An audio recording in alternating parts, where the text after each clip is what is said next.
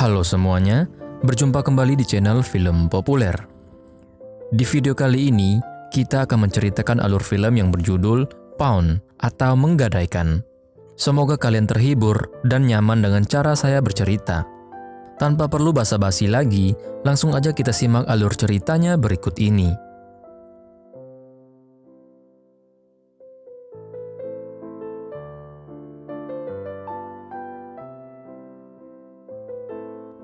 Film berlatar di Incheon, Korea Selatan, tepatnya pada tahun 1993.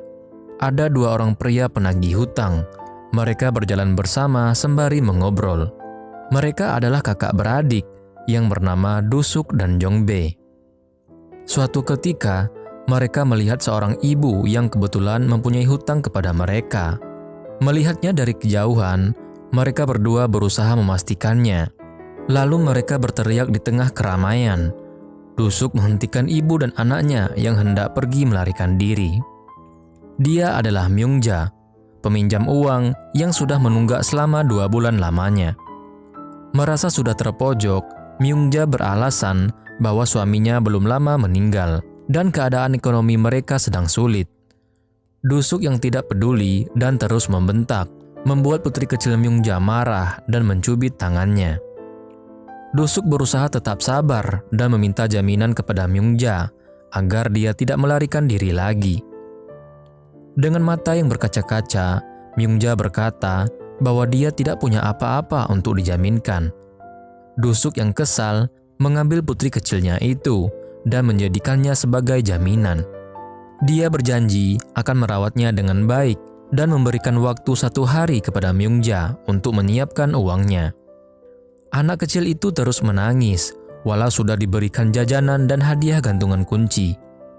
Do-suk terpaksa melakukan semua ini karena dia percaya bahwa seorang ibu akan melakukan apapun untuk anaknya. Namun, keadaan ternyata tidak semudah itu. Myung-ja berusaha meminjam uang dari tempat lain, namun sayangnya, dia ditolak mentah-mentah. Jumlah uang yang dipinjam tidak terlalu besar, hanya 750.000 won. Namun, dia sulit mendapatkannya, mengingat dirinya adalah imigran gelap dari Cina, dan fakta itu membuat orang sulit percaya kepadanya. Setelah mencari beberapa bantuan, Myung-ja menemukan seseorang yang akan membantunya. Setelah itu, dia menghubungi Do-suk dan memberitahunya bahwa dia akan membayar hutangnya besok. Namun sayangnya, dia ditangkap oleh polisi yang sudah lama mencarinya. Sementara itu, Do-suk dan Jong-bae membawa anak itu ke rumah mereka, rumah yang berantakan dan tidak terawat. Do-suk memberinya sebuah kamar dan menyuruhnya untuk segera tidur. Keesokan harinya, Do-suk membawa anak itu ke kantor, di mana bosnya marah saat mengetahui permasalahannya itu. Setelah meyakinkan bosnya bahwa rencananya akan berhasil, Do-suk membawa anak itu pergi untuk menemui ibunya yang sudah berjanji. Setelah lama menunggu, Do-suk tidak menerima kabar apapun dan meminta anak itu untuk menunjukkan rumahnya. Ketika jalanan macet, anak itu kabur dan bersembunyi saat Do-suk dan Jong-bae mencarinya. Merasa anak itu akan pulang ke rumah, mereka menyerah untuk mencarinya dan bergegas untuk pulang. Di malam hari, anak itu tiba di tempat tinggalnya, yang ternyata sedang diperiksa oleh petugas imigrasi. Merasa takut, dia bersembunyi hingga kedua petugas itu pergi. Mengejutkannya adalah, ternyata itu bukanlah rumah pada umumnya, melainkan tempat pos penjaga yang mereka sewa untuk dijadikan tempat tinggal. Kehilangan sang ibu tentunya membuatnya sangat sedih, namun untungnya dia adalah gadis cilik yang mandiri. Dengan polosnya, dia memutuskan untuk mencari sang ibu di keesokan harinya. Sementara itu, Do-suk menemui Myung-ja yang ditahan di kantor imigrasi. Petugas menjelaskan bahwa dia akan dideportasi kembali ke Cina. Namun masalahnya adalah anaknya belum ditemukan. Do-suk terkejut dan dia terpaksa berbohong kepada Myung-ja saat dia berkata bahwa anaknya baik-baik saja. Saat itu, Myung-ja menjelaskan bahwa anaknya yang bernama Seung-i akan dijemput oleh pamannya yang bernama Byung-dal. Seung-i akan dikirim ke keluarga kaya yang ingin mengadopsinya. Myung-ja juga menjelaskan bahwa paman itu akan membayarkan semua hutangnya. Myung-ja terpaksa melakukan semua hal itu demi kelangsungan hidup anaknya yang lebih baik. Do-suk mencari Seung-i ke tempat tinggalnya, namun dia tidak menemukan apapun selain sepatu mungilnya yang tertinggal. Di malam hari, Seung-i terus berjalan tanpa tujuan dan hanya berbekal harapan bisa menemukan sang ibu. Ketika seorang gelandangan mengajaknya pergi, tiba-tiba Do-suk muncul dan memberinya sebuah pelajaran. Saat itu Seung-i menangis, meminta Do-suk untuk membantunya mencari sang ibu. Ketika Do-suk menjelaskan semuanya, Seung-i pun menangis, tidak percaya bahwa dirinya sudah ditinggalkan oleh sang ibu. Do-suk berusaha menenangkannya saat dia berkata bahwa Seung-i akan diadopsi oleh keluarga kaya dan ibunya akan datang menjemput suatu saat nanti. Mendengar hal itu, dia pun merasa lebih baik. Keesokan harinya, Seung-i berusaha sebaik mungkin untuk menjadi anak yang rajin, membersihkan rumah Do-suk yang berantakan, dan melayaninya saat ia pulang kerja. Tidak lama dari itu, Byung-dal menghubungi Do-suk dan memintanya untuk merawat Seung-i sebelum dia datang menjemput dan membayar hutang Myung-ja. Sesuai permintaan paman Byung-dal, Do-suk membawa Seung-i berjalan-jalan di sekitar kota. Do-suk yang selalu memanggil Seung-i dengan sebutan jaminan membuatnya kesal. Namun dia tertawa saat mengetahui nama Do-suk yang memiliki arti kepala batu.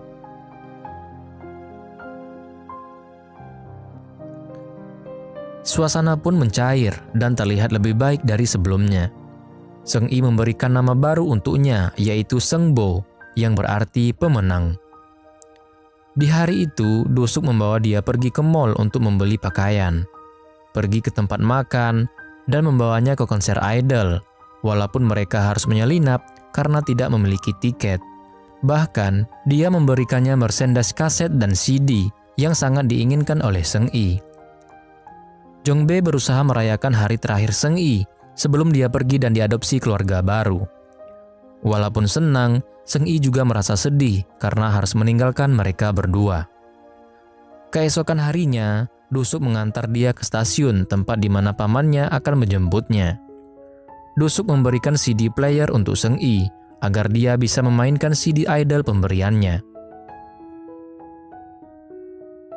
Ketika paman Byung-dal datang, Seung-i merasa tidak nyaman karena dia tidak mengingatnya sama sekali.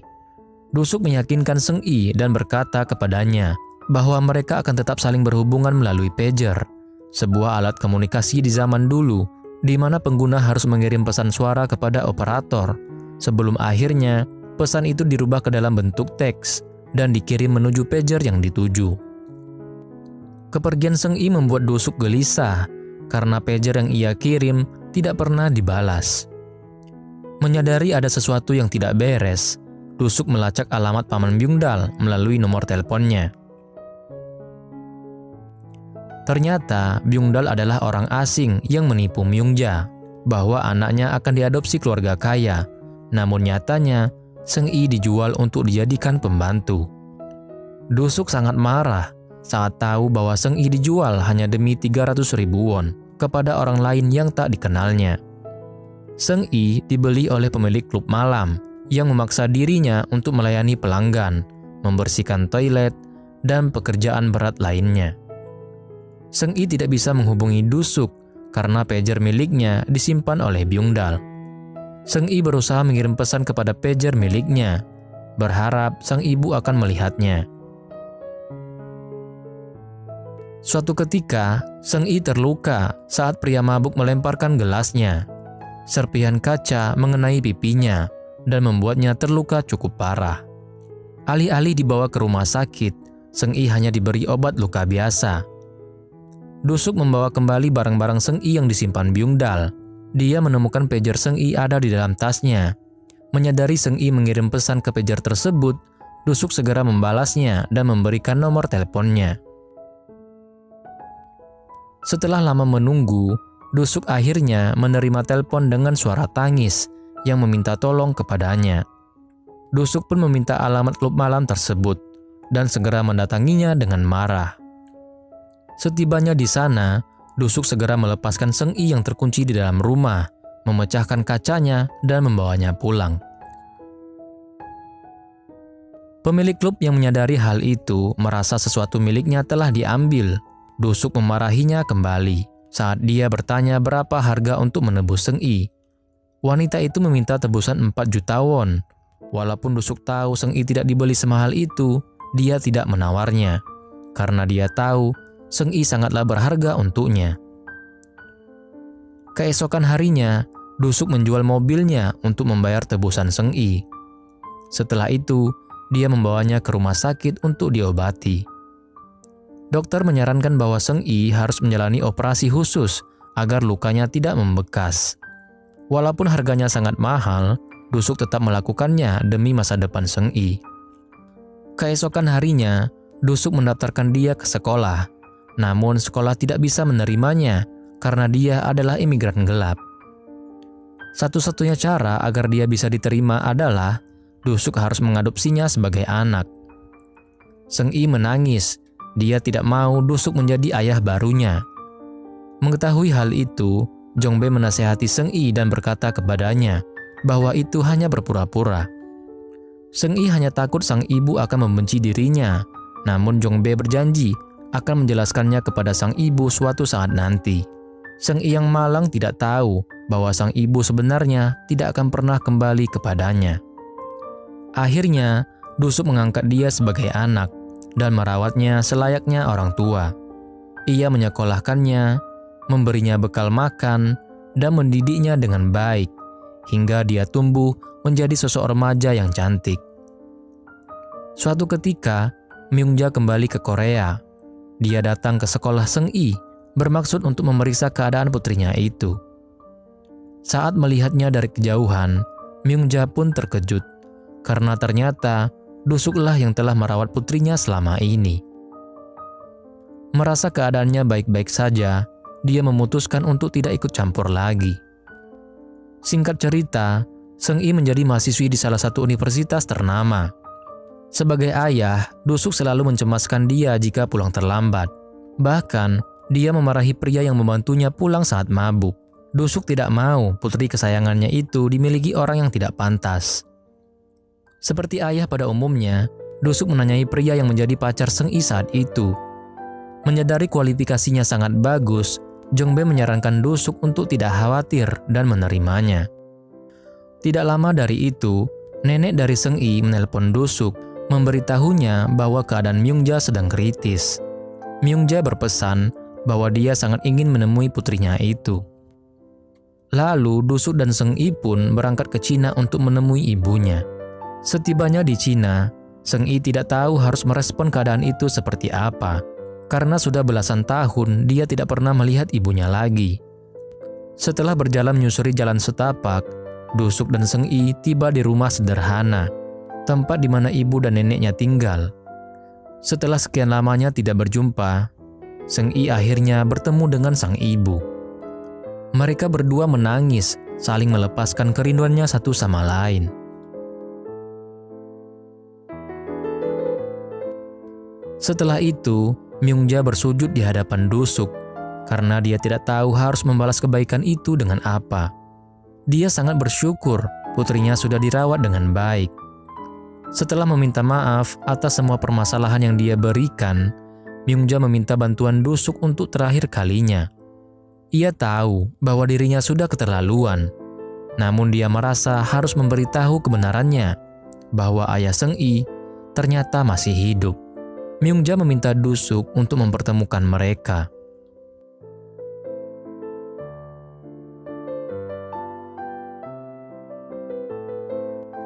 Setelah berpisah, Dusuk dan Seng I kembali ke Korea. Di pagi hari, Seng I melihat sepatu Dusuk yang sudah lama dan hampir rusak. Seng I pergi bekerja paruh waktu, bermaksud untuk mencari uang dan membelikan sepatu baru untuk Dusuk. Sementara itu, Dusuk terus mencari keberadaan ayah kandung Seng I, walaupun dia sendiri merasa tidak sehat. Setelah ditemukan, ternyata ayah Seng I sudah berkeluarga dan memiliki seorang anak. Tidak lama dari itu, Dusuk membawa Seng I dan mempertemukan mereka berdua. Setelah pergi meninggalkan Seng Yi, Dusuk pun bersedih, mengira bahwa dia akan kembali bersama ayah kandungnya. Tentu saja hal itu tidak akan pernah terjadi. Seng Yi menelpon Dusuk, memanggil dirinya dengan sebutan ayah, lalu memintanya untuk segera menjemputnya. Sembari membawa CD player milik Seng Yi, Dusuk menjemputnya dengan perasaan bahagia. Namun penyakitnya semakin parah, membuat dia mengalami kecelakaan. Sejak saat itu, Dusuk pun menghilang tanpa jejak dan kabar sedikit pun. Waktu pun berlalu begitu cepat. 10 tahun kemudian, Seng Yi tumbuh menjadi orang yang sukses. Dia bekerja sebagai penerjemah bahasa Mandarin untuk menteri. Suatu ketika, Jong Bae menelpon, memberitahu Seng Yi bahwa Dusuk sudah ditemukan. Jong Bae membawa Seng Yi ke rumah sakit, namun sayangnya, orang yang mereka cari ternyata salah. Ketika mereka pulang, Seng Yi teringat sesuatu bahwa Dusuk bisa saja menggunakan nama Seng Bo sebagai identitasnya, nama yang pernah dia berikan saat masih kecil. Setelah mencoba melacaknya, Seng Bo yang mereka maksud berada di rumah rawat daerah Yongin. Setibanya di sana, dokter menjelaskan bahwa Dusuk sudah lama mengalami infak otak. Namun karena tidak dirawat dengan baik, gejalanya kambuh dan kecelakaan itu pun terjadi. Karena tidak ada identitas apapun, dokter menemukan buku catatan yang bertuliskan nama Seng Bo, lalu menggunakan nama itu sebagai identitas barunya.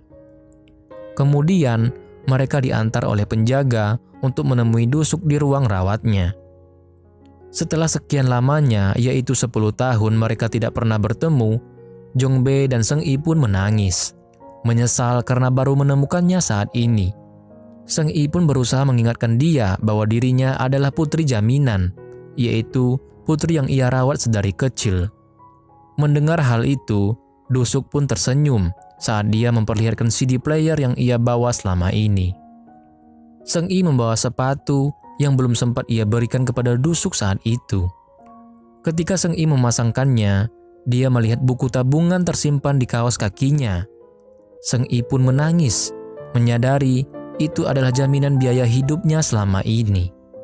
Dusuk telah menjadi sosok orang tua yang luar biasa, yang mencurahkan sisa hidupnya untuk Seng Yi, anak jaminan yang dia rawat sedari kecil. Walaupun tidak mengingat apapun, Dusuk tersenyum bahagia saat air matanya mengalir. Film pun berakhir ketika Seng Yi menikah dan Dusuk berada di sisinya sebagai ayah yang perlahan mulai mengingatnya kembali. Film pun berakhir. Nah, sekian dulu video kita kali ini ya guys. Semoga kalian suka dengan alur cerita yang kita bawakan kali ini. Jika kamu suka, silakan klik like dan share ke teman-teman kamu. Dan tentunya, jangan lupa untuk klik tombol subscribe dan tombol loncengnya juga, supaya kita lebih semangat lagi untuk membawakan alur cerita seperti ini berikutnya. Thanks for watching and see you in the next video.